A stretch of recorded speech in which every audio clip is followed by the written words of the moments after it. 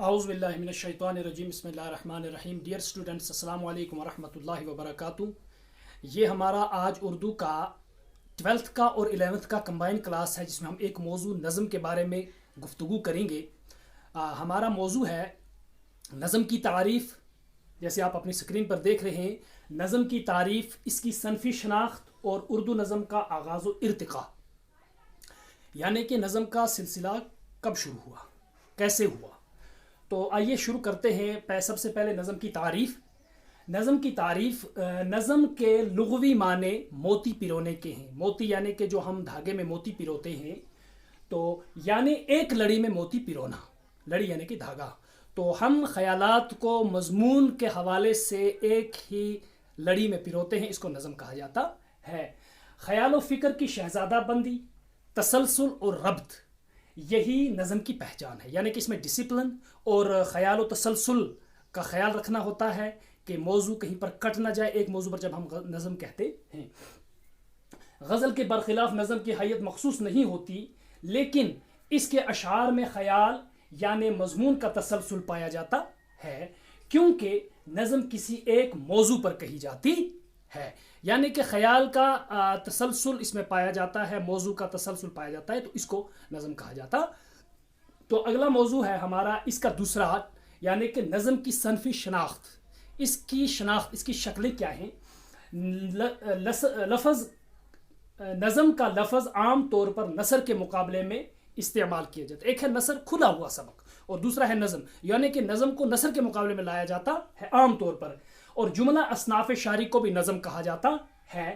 اس میں اس اعتبار سے قصیدہ، مثنوی، غزل، رباعی اور دیگر اصناف شاعری نظم کے تحت آتے ہیں. یہ سب نظم کے تحت آتے ہیں. ان کو نثر میں نہیں لکھا جاتا، بلکہ یہ نظم کے تحت آتے ہیں. لیکن یہاں نظم سے مراد وہ مخصوص صنف ہے جسے ہم عام طور پر غزل کے مقابلے میں رکھتے ہیں. لیکن یہاں پر نظم کا مقابلہ ہم نثر سے نہیں کریں گے، بلکہ غزل سے کریں گے. غزل کی ایک مخصوص حیت ہے اور نظم کی نہیں. غزل کی جو ایک شکل ہوتی ہے، نظم کی نہیں. اس میں اشعار کس طریقے سے کہے جاتے ہیں، آپ اپنی کتابوں پر خود دیکھنے کو، اس کی جب ہم قسمیں پڑھیں گے. جس طرح نظم کے موضوعات محدود ہیں، اسی طرح اس کی شکلوں کی تعداد بھی بہت ہے. جیسے مثلث، جیسے عربی میں گنتی ہے 1 2 3 4 5 5 6 7 8 9 10 10 تک. تو یہاں پر بھی اس کو اسی اشعار کی تعداد کے ساتھ اسی حوالے سے ایسے اس کو لکھا ہے. مثلث یعنی کہ 3 بند والی نظم. مربع یعنی کہ 4، مربع اربع سے نکلا ہے یعنی کہ 4. مخمس 5 سے نکلا ہے، خمسہ سے یعنی کہ 5. اور مسدس 6 سے نکلا یعنی کہ 6 بند والی. مصبع 7 7 سے نکلا یعنی کہ 7 بند والی. مسمن 8 یعنی کہ 8 سے نکلا، 8 بند والی. متسع یعنی کہ 9 بند والی. اور معشر یعنی کہ 10 سے نکلا، 10 بند والی نظم. تو اس کی بہت ساری شکلیں ہیں، سب اس میں شامل ہیں.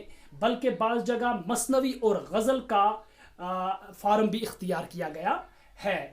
ترکیب بند اور ترجیع بند بھی اس میں شامل ہیں. گیت بھی نظم کی ایک شکل ہے. یعنی کہ یہ سب چیزیں نظم میں ہی آتی ہیں. اس کے بعد نظم کی مختلف شکلیں. اس کی 4 عام شکلیں ہیں. جیسے نمبر 1 ہے پابند نظم. پابند نظم ایسی نظم جس میں وزن، بحر، قافیہ اور ردیف کی پابندی کی جائے. پابند نظم میں نہ موضوعات کی کوئی قید ہوتی ہے اور نہ اشعار کی تعداد کی. یعنی کہ وہاں پر اشعار کی تعداد کی کوئی قید نہیں ہے، جتنا لمبا موضوع ہوگا اتنی لمبی نظم کہی جا سکتی ہے. دوسرا ہے نظم معرہ. ایسی نظم جس کے مصروں کی تعداد برابر ہو لیکن قافیہ اور ردیف کی پابندی نہ کی جائے، تو یہ نظم معرہ کہلاتی ہے. آزاد نظم ایسی نظم جس میں نہ قافیہ اور ردیف کی پابندی کی جائے اور نہ مصروں میں ارکان کی تعداد معین ہو. یعنی کہ اس میں بھی ایسا کوئی وہ تسلسل رہتا نہیں ہے. نثری نظم ایسی نظم جس میں قافیہ، ردیف، بحر اور وزن کا خیال نہ رکھا جائے، اس کو نثری نظم، جیسے کھلا نثر. اس کے بعد اردو نظم کا آغاز و ارتقاء، یعنی کہ شروعات کب سے ہوئی، کیسے ہوئی. ایک علیحدہ صنف سخن کی حیثیت سے نظم ہمیں سب سے پہلے نذیر اکبر آبادی کی شاعری میں نظر آتی ہے. سب سے پہلے اگر ہم دیکھیں نظیر کی نظمیں اس کی بہترین مثالیں ہیں. مولانا محمد حسین آزاد اور حالی نے نظم کو پائیداری، بنیاد اور استحکام بخشا، یعنی کہ وہ شعراء ہیں جنہوں نے اسے مضبوطی دی۔ زندگی کا ہر واقعہ، ہر واردات اور تجربہ اور رنگ اس کا موضوع ہے، کس کا؟ نظم کا۔ جدید اردو شاعری کا آغاز 1865 عیسوی میں لاہور میں انجمن پنجاب کے قیام سے ہوتا ہے، اور اردو شاعری کی بعض بہترین نظمیں بھی اسی کی دین ہیں، ٹھیک ہے۔ تو اس سے آگے مولانا حالی، آزاد، چکبست، اقبال اور ظفر علی خان نے زندگی کے تقریباً ہر پہلو کو اپنایا، کس میں؟ نظم میں، انہوں نے اسے رہنمائی دی۔ ان شعراء نے نظم سے بہت سے کام لیے، ان کی نظموں سے بہت سے سوئے ہوئے احساس جاگے، دھندلے خیالات احساس جاگے، دبے ہوئے جذبے ابھرے، دھندلے خیالات روشن ہوئے، محدود خیالات کی حدیں وسیع ہوئیں، مضمون کے انتخاب کا نظریہ بدلا اور جدید اور قدیم کی آمیزش سے تنوع پیدا ہوا، یعنی کہ اس میں دلچسپی پیدا کی گئی۔ اس دور کی نظموں میں علامہ اقبال کی نظمیں کافی اہمیت کی حامل ہیں، یعنی کہ علامہ کی تو جن کو ہم شاہکار نظمیں کہتے ہیں، کیونکہ اقبال نے صحیح معنوں میں اردو نظم کے نئے انقلاب سے روشناس کیا، یعنی کہ اس میں زیادہ نام کن کا آتا ہے؟ علامہ اقبال کا۔ انہوں نے اپنی نظموں میں ان دشوار سوالات کو حل کرنے کی کوشش کی ہے جن کا تعلق تاریخ، عمرانیات، سیاسیات اور روحانیت وغیرہ سے ہوتا ہے، یعنی کہ ہر موضوع پر انہوں نے اپنی نظمیں کہی ہیں۔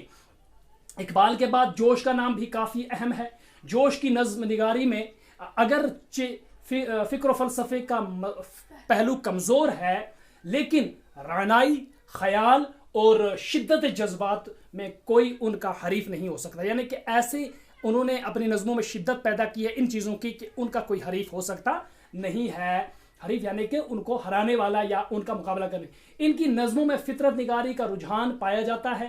ان کی اپنی نظموں میں صبح و شام، برسات اور چاندنی رات کی بہترین تصویر کشی کی ہے، کنہوں نے؟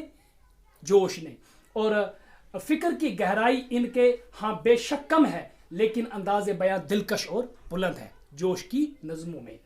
اس کے علاوہ اختر الایمان کی شاعری بھی پورے دور کا درد و کرب کھینچتی ہے۔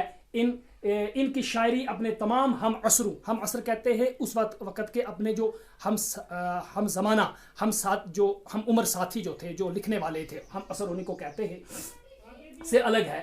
ان کے علاوہ شہریار، ندا فاضلی، راشد آذر، ساحر لدھیانوی، جانثار اختر، وحید اختر، محمد علوی، زاہدہ زیدی، شہنشاہ ہمراز، شکیب نیازی، نعیم اشفاق اور حمید سہروردی وغیرہ اردو کے دیگر نظم گو شعراء مانے جاتے ہیں۔